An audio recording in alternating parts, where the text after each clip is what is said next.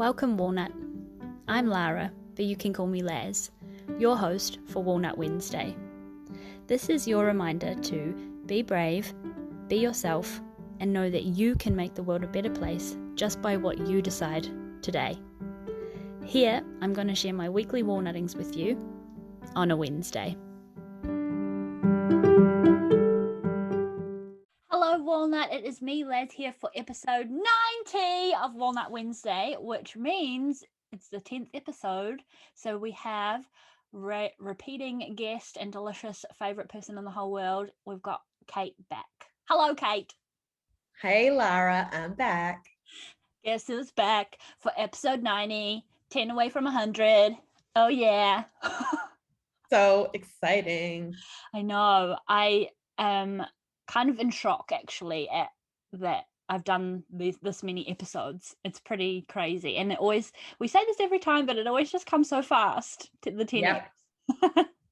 Yep, definitely. So how are you feeling tonight? Good tonight. I've had a very restful day, so I'm in a good headspace. Much needed break today, which is good. Yeah, I've also done the same. So Walnut, a topic that Kate and I are going to cover this week is about burnout and how we've kind of navigated around it, because both Kate and I, we were discussing off camera, was that we both have been going through the same similar themes over the last couple of weeks in regard to burning out. So we thought we'd just dive into that. Kate, do you want to kind of start with your initial thoughts and we'll kind of go from there? Yeah, I think burnout's something for me that used to always sneak up on me because I don't like to really admit even to myself if I'm getting overwhelmed, or because I'm probably quite a bit of a perfectionist, or I think I should be able to deal with everything. It's something that seems like a weakness, so that I've been like in denial about it. So my feeling on burnout is about like my journey, I suppose, on it is being able to recognize it, and actually the strength is like noticing it and trying to prevent it getting to like burnout stage. What do you reckon? Yeah, I actually feel the same way. I was thinking to myself, I think I actually did a post about it,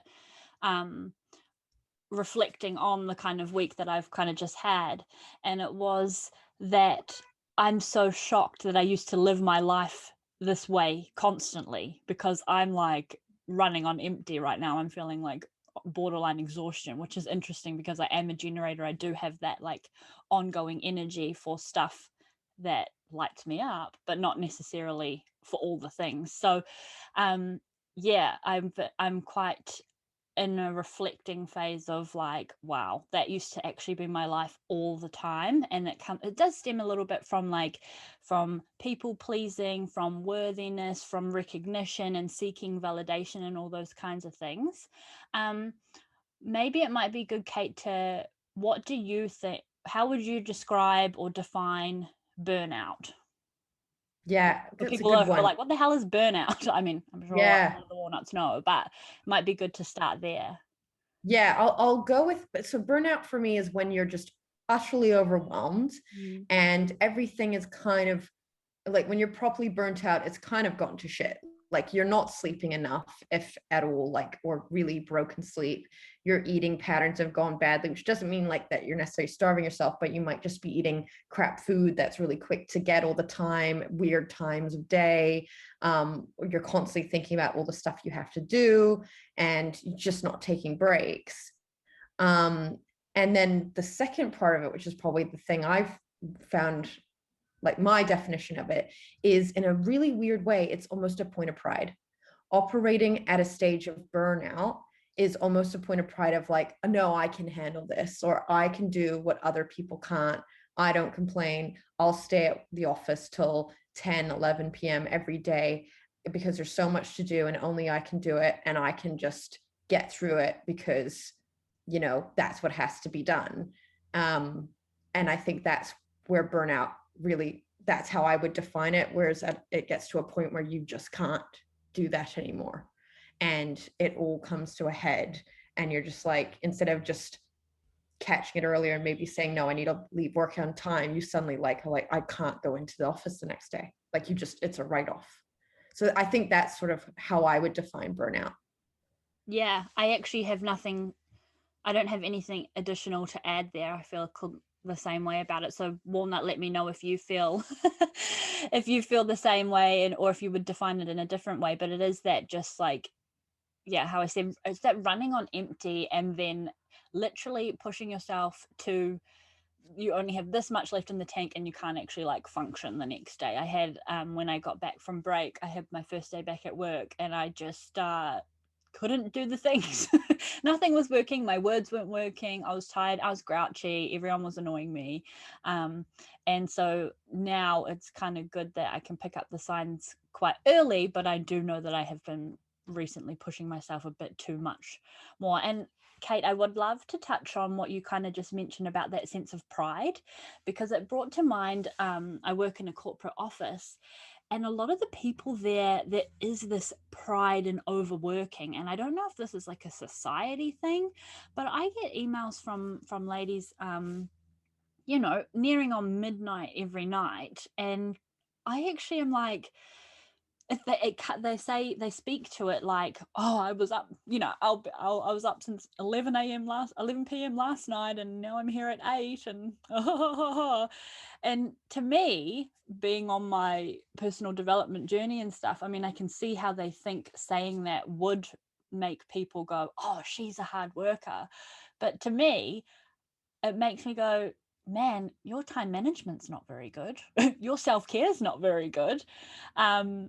So yeah, I'd love to know what you think about that, Kate, because Yeah, I that's a think, thing. It's a real thing, especially yeah. in office environments. Oh, huge thing in so many industries. And I Mm. think, the industry I'm in with film production, like it can be crazy hours at the best of times anyway. And previously when I was working in a production company, it was like there was just too much work. And my whole team as producers would regularly be staying late. And there would sort of be almost a camaraderie in that. Like, we just gotta head down, get through it, but we're together, maybe go to the pub after, have a glass of wine after a hard day or whatever. But like, it's not something you should be like, you can't sustain that. And if you can, you shouldn't.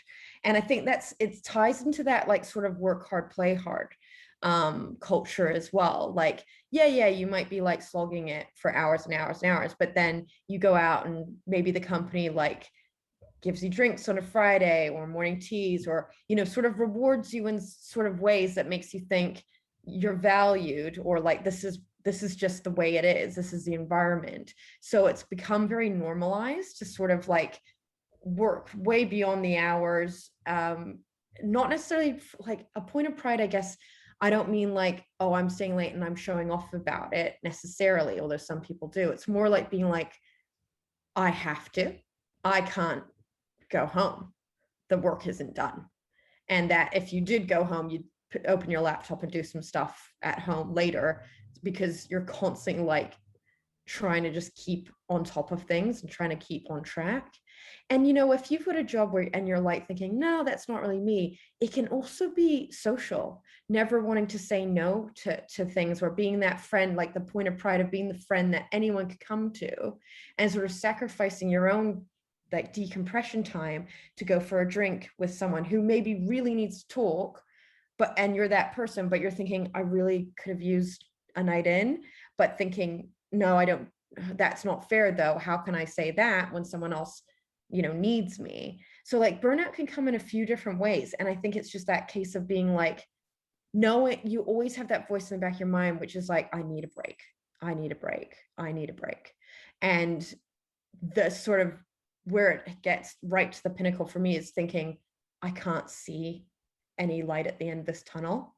And it starts like, and Like that's just like overwhelming. So like, it's sort of like on a Monday, maybe if you've like, I've just had a really full on week, which I wouldn't say was burnout because I've recognized signs and I was balancing it. But like, sometimes you've got a Sundayitis and you're going to a Monday thinking, how am I going to get through this week? And I think that's when you're running on empty, because if you can't face it because there's so much going on and it's on your mind, it's bearing down on you, like Yeah, it's something's wrong. Yeah, it's interesting though, because I feel like there isn't, other than picking up on the signs early, so living in like sort of life of awareness, there isn't necessarily a cure for it other than, and like we've discussed in previous episodes, putting yourself on the list, making time for yourself, and creating those boundaries and saying no. But for me in this past week, you can see that I still have those little like baggies under my eyes.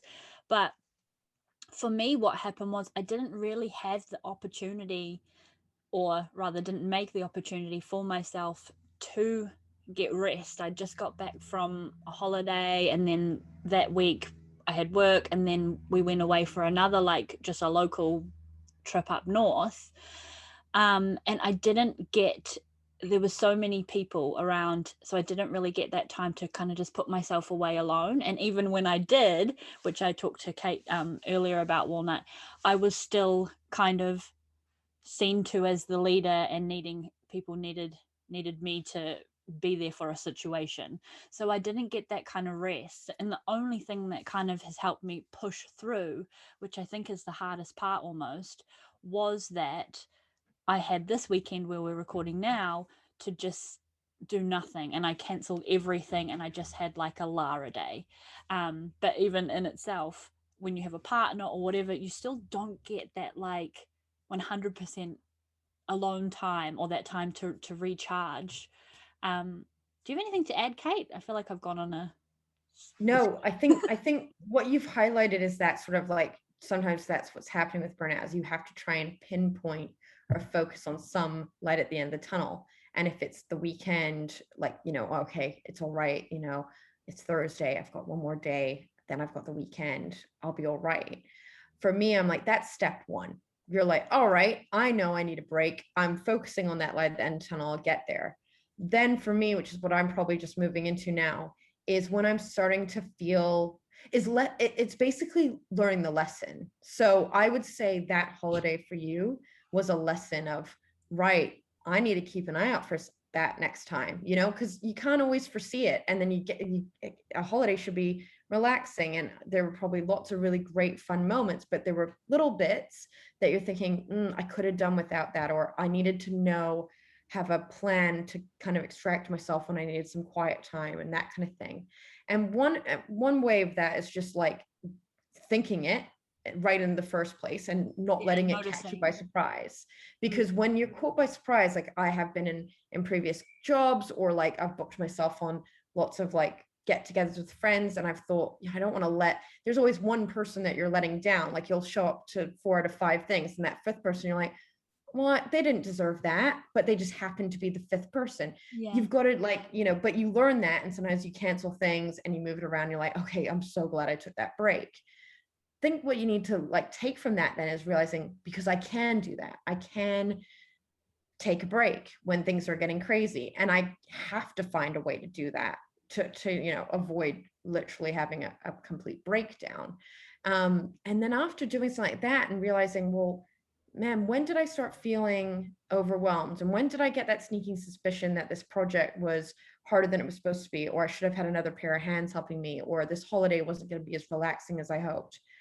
And remember all those things next time going in, whether it's a job, a project, an outing, whatever, and prepare yourself and be like, right, if things are getting like this, I'm going to really politely but unapologetically sit in my room, say it's on a holiday, sit in my room for an hour and just scroll on my phone or read a book or, whatever, have a bath, whatever. And then with work, I think, going into projects and things, whether you're full-time and your boss has asked you to, take something on, is get all the information up front, get it in writing. And then if things change and it's heavier, because this happens all the time, it's a heavier workload than you expect, which is where those burnout things tend to happen, is you make a promise. And then as you're seeing that promise through, it becomes too much. I actually think that's probably a quick, good definition of burnout, as being like, oh, I've committed myself to something, and 30, 40, 50% of the way through, I realized, shit, this is too much. And you're in it. that can be really hard to extract yourself from. So I think that's why you go into burnout. So then the lesson is going forward is, I think, get all the information up front. And if things change, or if the workload becomes not what you anticipated, or you don't have the support system you need, you need to flag that. Don't just grit your teeth and say, I need to get through it. It's like, hey, look, when you said we're going to do that project, you said it'd be like 4 hours every day out of my day. It's taking up every hour of every work day, and I've still got all my other work. So I need someone else to help, or I need someone to take on my other tasks. And speaking up, because what we've done for years and years, and this has been the unhealthy thing about a lot of workplaces, is the expectation is, if you can't do it, then you will lose your job, or you're not good enough, you'll get reprimanded, when really the person giving you the task, the managerial staff, are the ones not doing their job effectively, because they're letting you down. They're giving you too much to bear, or they're completely ignorant to it and would love to help, but haven't been asked because the person's too fearful, and they end up burning themselves out. And yet another thing, which I think is very common, is thinking that if I don't do it, things will fall apart. If not me, yeah. And that's I think where the sort of pride comes in a negative way, is you think, you're almost being a martyr, because you think, well, it'd be too much. It's too hard to bring someone in now. It would take too long to explain it to them. Or, oh, well, it's all on me. I just have to do it. And then, what if you got hit by a car the next day and you had to go in the hospital? They'd work it out, right? So for me, when I reached my breaking point on a project, I wanted that to happen. I was like fantasizing about just a little accident, so I'd be in the hospital, which I think I've mentioned on the podcast before. And I was like, whoa, that's bad. That's a bad sign. And now I couldn't get anywhere near that kind of thought, because I would pick up on it way earlier and ask for help earlier, because that's the strong way to do it. But if you were at that point where you're wishing for, like, if I got, I'm going to eat some dodgy chicken in the hopes I get food poisoning, can't come into work legitimately tomorrow. I think we've all been there. We've all had that thought, like, I wish I'd just get the flu, or And the thing is that what you need to realize then in your head is that you are legitimately fine to take the time off because of those thoughts, because your brain has the flu, or your workload is ill, like it's sick, it's not correct. And in your heart of hearts, if something happened and you just had to drop everything and leave or not turn up, people would deal with it. What you're more concerned about is, I'd have to have a good enough reason for that. I'd have to be completely incapacitated for people not to call or bother me, or expect me to work from home, or expect me to come in. And that's terrible, because that's pressure being put on you from a workplace that's wildly unhealthy. So I think that's the thing we're now starting to work out, I feel like, especially with more flexible working hours and much more awareness on mental health, is being able to say, like, no, this isn't okay. I'm really good at my job, but I'm being overwhelmed by this. So there is something wrong. That isn't me. Yeah, I like that. I think also it's just like because it's so new, we're on the cusp of this new flexi hours, new working ethic way of life. You do get the people from the old, factory worker bee time, have to live or I'll die and not be able to feed my family, to I can have a mental health day and I need to go to a festival with my friends. I remember because I have been like really conditioned to work hard and work for your money, and that brings you the validation of your personal work ethic.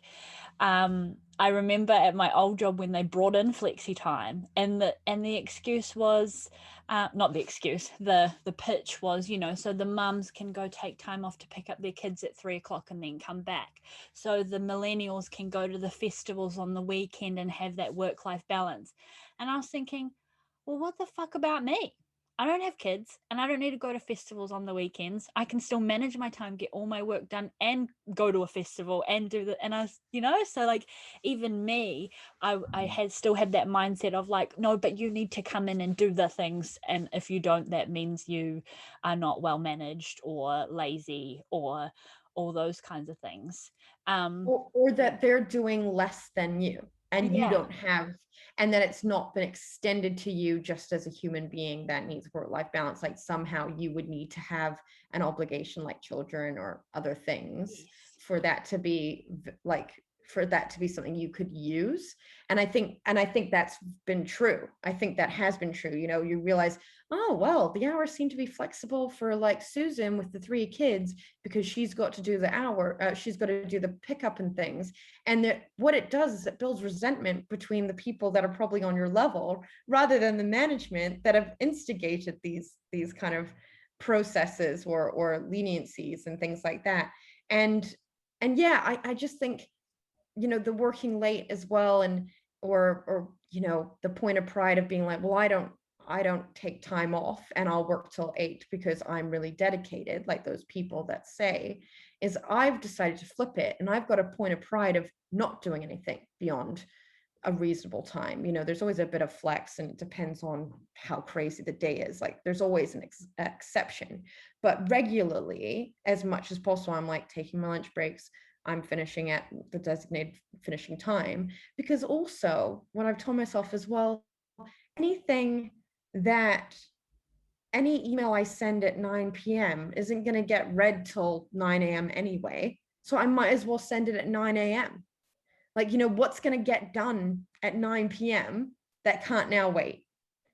And you know, other than getting it off my brain, it's not really done me any good. So what I do now is I write lists, and I do that for everything. But for me, if I've got things that I'm like, oh, I didn't get that done today, or I haven't got it done yet, and it's 6 o'clock, is instead of being like, well, I'll just keep working for 2 hours, I'm like, all right, I'll write my list, and now I know what I have to do tomorrow first thing. So it's not floating around in my head, and it's not, you know, something that I feel obligated to do that evening. It's something where I'm like, okay, this has to wait till tomorrow because I'm going to prioritize myself and my evening. But I'm also not going to fret about not having done it. So I'll write it down so I know I won't forget. Um, but yeah, I think, you know, the work thing we've talked about a lot. I think the social burnout is really interesting as well, because like your experience was on a holiday, and I don't think people talk about that as much, about what it feels like to come back from a holiday and think, I still need some time. Need a I'm not holiday ready. from the holiday. Yeah. Yeah. And I think that's weirdly super common as well, but almost treated like a roll of the eyes thing, like sort of like a, we all know it, but we don't really know why that's the case. And it's sort of like, I think I've mentioned this as well, like having holidays as a kid, that was often just us getting dragged from pillar to post, just visit all these people out of obligation and things, and feeling like, can we just go to the beach for 4 days and play games and not have to like haul ass to, you know, whoever's house for a dinner that's boring to us kids. But like as adults, the same thing. It's kind of like, oh, do I really want to go out for that drink? Or why have I said yes to all this stuff that I don't really want to do? Because you shouldn't feel burnt out seeing friends. And that's where I think we're really hard on ourselves, because we're like, well, what's wrong with me? Oh, I should just suck it up, or I'll be fine once I'm there. And it's like, sometimes you're not. Sometimes you're sitting there at a dinner or at a drinks and thinking, how long do I have to stay for it to be polite and not rude to leave? And you're not engaged. And you're actually not really even improving on that friendship, because you're probably not really there or really listening. So yeah, I'd be so curious to hear if the other kind of walnuts resonate with social burnout. Yeah, I think that's a really good question, Walnut. So if you resonate with that, please let Kate and I know, because this is a really good topic for discussion. But I also want to flip it the other way as well, where, like in my experience, I get the social burnout because I'm burnt out from work, but I'm also burnt out socially. So it's actually just a cyclical thing. It's almost like Yeah. I don't necessarily agree with finding balance between the two, but I feel like work shouldn't have that much of a stressor on your life, yet it is. And I feel like, going back to what we were saying earlier, it does come from that old working mentality of you need to work to live, whereas it's changed now. So yeah, the social thing is really Yeah. important, but they both like kind of affect each other in a weird like wagon wheel of doom. You're right. Of You're burnout right. and doom. I actually, yeah, I've got a good example for that. Actually, a friend of mine who also is sort of freelance, so she does more longer form contracts. When she had a little break between jobs, she got really into like wanting to get her fitness together. So she was booking PT sessions and she was going with a friend to do boxing and we played netball together. And, you know, she was doing quite a lot. And she's also very social and a very like dedicated friend. Like she really, if she's made a plan, she's going to show up, you know. And that was fine because she had the 2 week break or whatever, however long it was. And I remember she was lining up to go back to work soon, and she said to me, she was like, I'm really worried now because I've got this on this day and that on that day and this and this and this, and I've got work as well. And I was like, now that you're going back to work, because her work hours, they're fairly intense and sometimes similar, same industry as me. So, you know, can be quite all encompassing for like that 4 or 5 days. And then what she was trying to do was keep all her social and fitness obligations the same with the work added on top of it. And it's sort of like, and I was like, something's going to have to give. You probably can't keep up all those obligations. I'm concerned for you. I'm scared that exactly that burnout's going to happen. I just think sometimes it's so much easier to see as an outsider because when you're in it, you can feel it, but you can't necessarily see an escape. Like you don't necessarily think you've got a valid reason to cancel on any one thing, right? So it's like as a whole, you're like, it's too much. But then when you try to, you know, dissect it, you're like, well, that's my valid reason for this, and that's my valid reason for that. And well, if I start cutting down on PT, what if I never go back? And then it was all a waste. And you start like, you've got the reasons. Like we all have the reasons. That's why we get burnt out. If there was no good reason to do anything, we wouldn't do it. There's always a good reason, but you have to be able to say that it's a good reason to say, I'm going to say no to anything that pops up at this point, because this is I'm saying yes to me for this point of time, you know. And we've talked about that, you know, as well, prioritizing yourself. It's quite like similar to a lot of conversations, but it's just hard when you're in it, when you're in the burnout.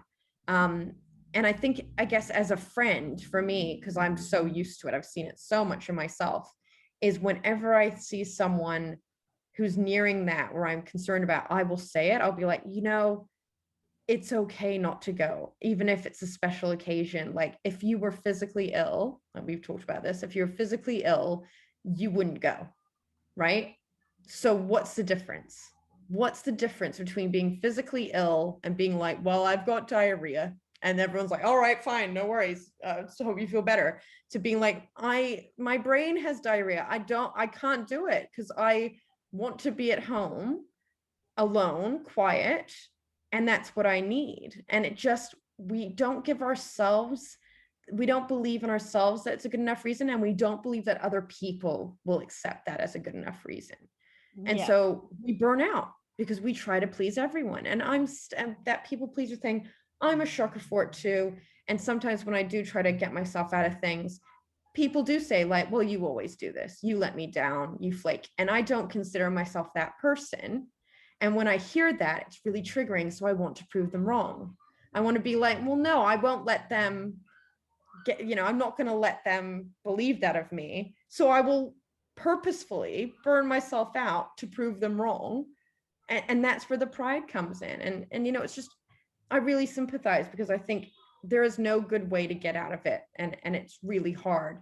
And I guess you have to decide at a certain point to be selfish, and that people may not respect you for it, even though they Yeah. should. I like that. And I actually just want to, Walnut side note, Kate literally told me that just this morning about your brain has diarrhea. Do you really need to do that thing next weekend? So Kate, I just wanted to like commend you on actually saying those things, because I feel like the knee-jerk reaction when someone goes, oh, I've got this on next week and this on next week, it gets like this, like, I think you said before, Kate, that camaraderie, like, yeah, me too. Oh, I've got that as well. And it becomes this one-upping of like, who's the more tired than the other, or who feels more sick than the other. And I'm guilty of it, and I think we've talked about that a lot before. So good on you for changing the script of that conversation, and going, do you need to do that, and really coming at it from a different point of view, of an actual active listening point of view as well.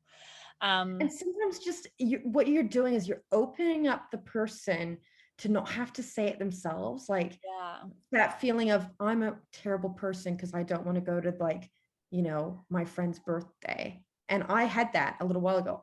My friend had her birthday and I was like, I'm not up for it. And I messaged my friend and I went, I just need someone else to say that that's okay, that I'm not being horrible, and that it's a valid thing to do. And I just think, again, like, it's really hard, and people listening will know whether they've got that person who will be like, it's not the day, you take the day for you, it's not the day for you going out, rather than the person being like, oh yeah, but you know, you'll be fine once you're there though. It's like, sometimes you're like, oh yeah, I guess I really should just suck it up. You know, it's like, what voice is going to help you with what? Like, whether you can do it yourself is fine, and just power through that decision and you know, take the lumps if you get them. I commend you even more. But for me, I'm always looking out for that friend to float it by. And if I hear it from someone, I'm like, I'll be that voice going, if you decide not to go, I think that's fine. You're actually reminding me, I literally did that the other weekend. My friend was meant to come, this is on the holiday that created some of the tiredness in me, but she was meant to come later or something, and I actually sent her a text message and I said, if I was you, I wouldn't come. And she said, thank God you said that, because I've been sitting here trying to think of excuses to say and blah blah blah, and you've just validated me and I feel so much better. So yeah, funny, isn't and it? How much better it feels than going, oh, you can do it, or you know, or me too. It's actually going, thank you. Oh my God, you noticed me and you're feeling what I'm feeling, and I'm not the only one, and I'm not stuck here in this hole of anxiety because I don't want to go to this thing. I feel like, you know, if you take burnout as like, and you make it sort of personify it, it's almost like walking on those hot coals, right? And you're like, all right, I just got to get to the end. I just got to get to the end. And I'm suffering, but look at all these other suckers. They're walking on the hot coals too. And then you get one friend who just throws a little bucket over some of the coals, like, there, have a break. It's fine. And you're like, oh, thank you. And like, that. You know, and it's kind of like, step off the hot coals, but maybe you can't, maybe they're everywhere. Maybe you need a mate to literally douse a few for you, or to like make you realize there's a way to step out of it. Because, you know, societally, generally, like the generations above, like they still, that obligation and the expectation they have of themselves is still so heavy. And it has been probably, you know, subconsciously or like unintentionally demonstrated to us. Like, I always had a point of pride of being a hard worker, but I also realized, and without being like, I'm no genius, I'm no, you know, savant, but I realized quite quickly on some of the admin jobs I did that, like, oh, I don't have to be working a million miles a minute. I can take my time. This isn't that hard, you know. But if you start off a million miles a minute and you think that's how you ought to go forever, and you see people not taking lunch breaks and stuff, well, you're going to mimic that, because you're thinking, well, if I'm not doing what they're doing, I must be either doing something wrong, or I'm going to get picked out, or whatever. And it's like this whole atmosphere of fear. Everyone's sort of like, looking at each other being like, oh, I'm not working as hard as that person, or, oh, does it look bad that I'm all good to go at finishing time and everyone else is working late? And I'm like, okay, see ya. And when actually, in reality, probably after a little while, you see, if you're that person, everyone else is going, why am I staying late? I mean, what am I doing? You know, there might be resentment at first, like, oh, look at that sucker, like that person leaving on time. I remember resenting people for taking lunch breaks, like, oh, lucky them. We're like, oh, isn't it nice to be you? And now I am that bitch. I'm that bitch to be like, okay, I'll see you in 45 minutes. I'm going for lunch. And it's like, because I know, I guess, knowing your rights and knowing what's, you know, actually fair, and taking that is strong. It's strong. And if anyone said to me on a job, like, oh, you know, we've noticed every day you go out for half an hour for lunch. You know, we don't really encourage that. imagine. First of all, they couldn't. But second, if they did, I'd literally be like, well, I think I'm working at the wrong place then, because I will be taking a break to eat, you know? It never happens, but that's the kind of thing. It's like, well, what's the worst thing that happen? Yeah, you got That to would never rationalize. happen. Yeah. Yeah, that would never happen. But if it did, it'd be like, what are you going to do? Say back to them, oh, I'm sorry, I shouldn't be taking my lunch break. That is legally a requirement that I'm owed.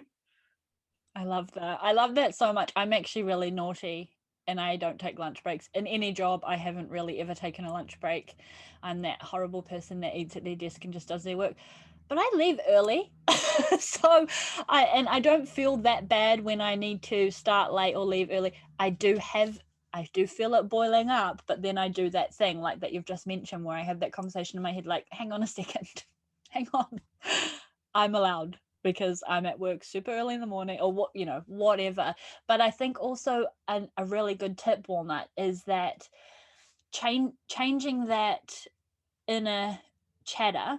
So one thing what Kate said about when you're having those conversations, actively listening and listening between the lines with what people are saying and changing how you react and how you respond with words, but also changing those internal words. So from things like I should take a break today, or I should start early, or I should cancel my schedule because I feel tired, to I get to, I'm allowed to, I'm encouraged to, or, you know, like swapping those inner words. And that doesn't have to be like some big grand gesture of like printing it out on an A3 piece of paper and plonking it on your forehead or something. That can be as little as just hearing yourself go, I should do this, and go, oh, well, it's not should. I will do this. I will. I'm allowed to. I'm entitled. I'm entitled. That's a really good one because by the way, I'm not letting that lunch thing slide. So you don't have to take a full hour and you don't even have to eat your lunch, but I am going to challenge you to get away from your desk for 10 minutes, whether you sit in a break room or go for a walk around the block. You got to. I don't want to. You got to. I know. It's like fresh air. It's like it's just so needed. You don't even realize it because you've never done it either, or you do it so rarely. But like if you start incorporating a 10-minute walk or like sit down or something away from your desk, like you're actually also going to just be way more productive in the afternoon because you've literally stopped and then you're coming back to something.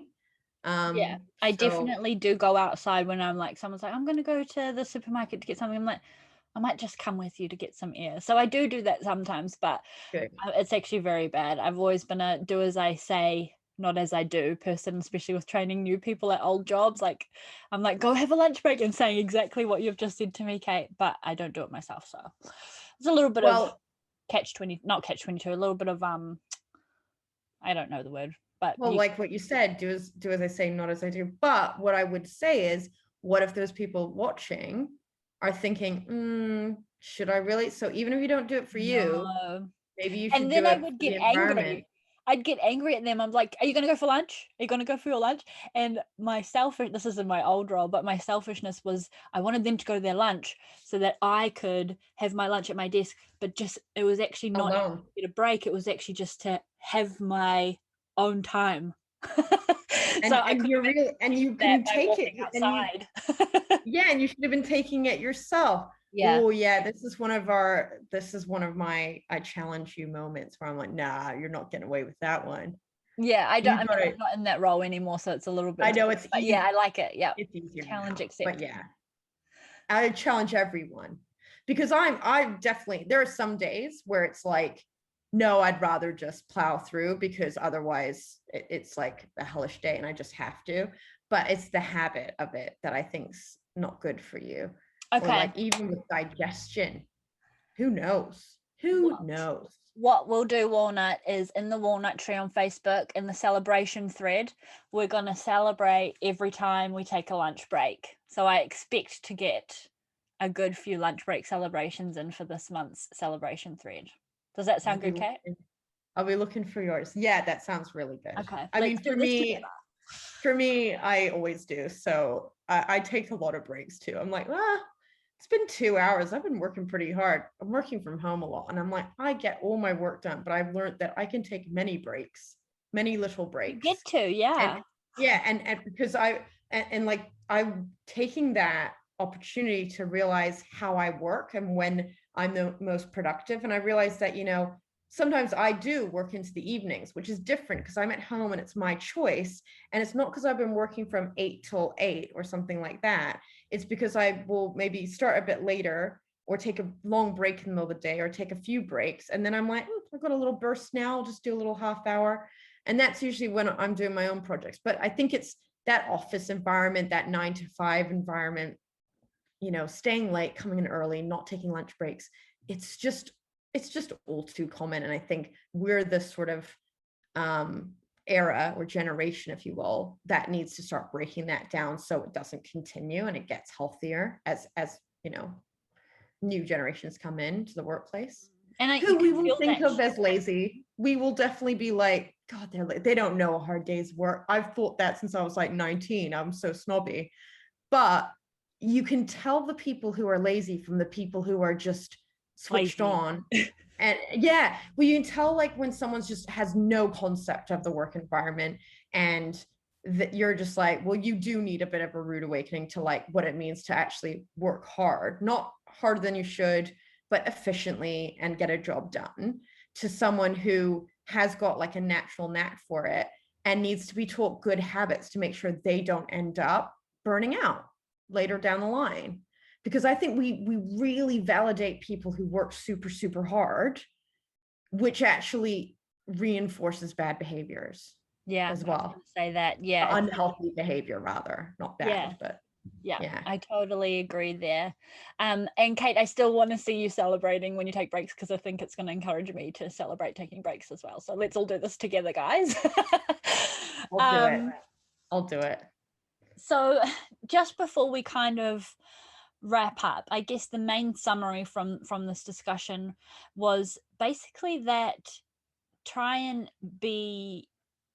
notice when you feel that kind of bubbling up, and then the tips, Kate, that we've kind of suggested was to change the internal script and change your response to other people and notice how other people are speaking to you. What was the other thing you said? Oh, and writing lists, right? Kate and I are list people, so I'm sure we've said that in multiple episodes. But writing lists and getting it out of your head like that. And Walnut, if you've got any other tips for burnout, I mean, Kate and I are by no means professional burnout doctors. We have multiple rooms for opportunity and improvement in changing how we kind of cope with it too. So if you have any ideas, let us know and post that inside the Walnut Tree on Facebook, because it is this is going to be an ongoing thing for a few years to come, as it kind of rolls out and the older generation like stop being in the workforce sort of thing. So let's talk about this more. And I especially really like what Kate was saying about the society stuff, the friendship burnout, and what you think about that. And do you prioritize work over socializing, or the other way around? And how is that working for you? I feel like this episode has brought up a lot more questions, but like in a good way to start looking at these things, because they're so autopilot things that we just do because we've been conditioned and grew up to do these things, that now we actually are in a little bit of a working shift, where we can actually start looking at this and go, okay, this needs to change. Like Kate and I were even discussing how one country has done a 4-day working week, and we talked about that a little bit. So there's so many rooms for discussion and improvement and mental health and sorting yourself out and putting yourself on the list and all the things that we've talked in other episodes as well. So yeah, I was summarizing, but I just started a whole new thing. Kate, do you have any other thing you want to add to the summary?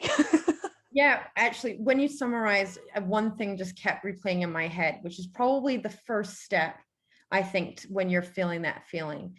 Because I think burnout comes from, I have to, not even I should, but I have to get this done, or I have to turn up. And something my dad gave to me as advice, not necessarily in this capacity, but it applies in everything, is you always have a choice.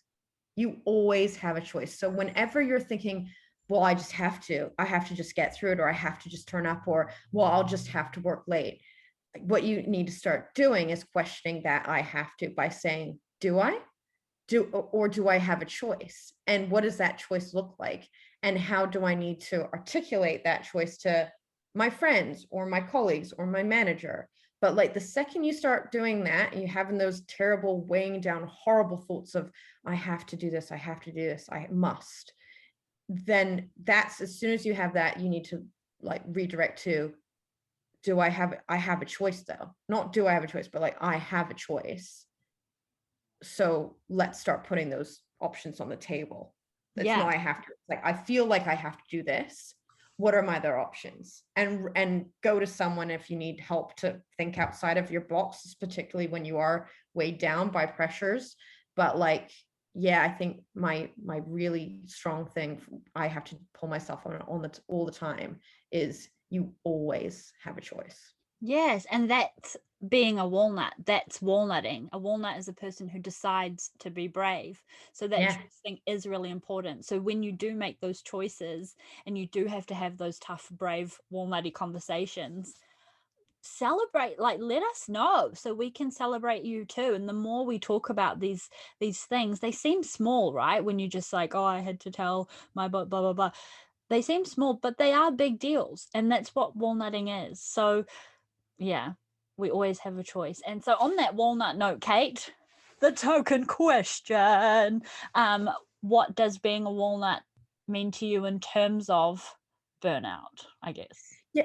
Yeah, I guess so. Kind of what I was saying is sometimes you're the one experiencing it, but sometimes you can be the person dousing the flames for the other person. So I think being a walnut is recognizing, you have a choice in these situations and making a choice that's right for you. It's deciding to be brave. It literally is exactly in the definition. It's just being reframed for burnout. And also, as I always say, being that friend to other people, being that voice that validates. So when people put up celebrations of Walnut, like I took my lunch break today and everyone's going awesome, then it's reconfirming that was a good thing, that's something you can and should be doing.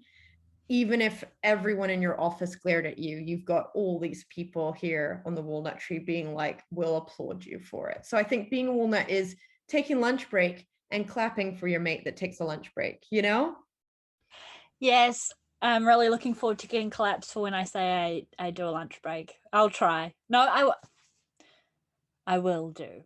I will do a lunch Even break. if it's 5 minutes, any time spent away, like intentional time spent away from your desk, that's still progress. I actually think I did do a post in the walnut tree once. I was like, I took a lunch break today. So yeah, I'm gonna do this. But Walnut, if you enjoyed this episode, I do encourage, please jump into the group and share your celebrations. And also, if you have any other discussion points, you can find Kate on Instagram at Miss Kate Bromley. You can tag me at Walnut Wednesday and share this episode if it gave you any golden nuggies that you are going to take away from it. We do want to hear from you. I especially want to hear from you, and we want to have more discussions inside the group. So please do join. Thank you for your time, Walnut. And Kate, my best friend in the whole wide world, episode 90. I love you. Thank you for your time and thank you for being here. And I will see you, Miss Kate Bromley, on episode 100. I know that's gonna be exciting. I'm really excited. But yeah, always glad to be back. And I love you so much. Thanks, everyone. We'll talk to you next week. Bye.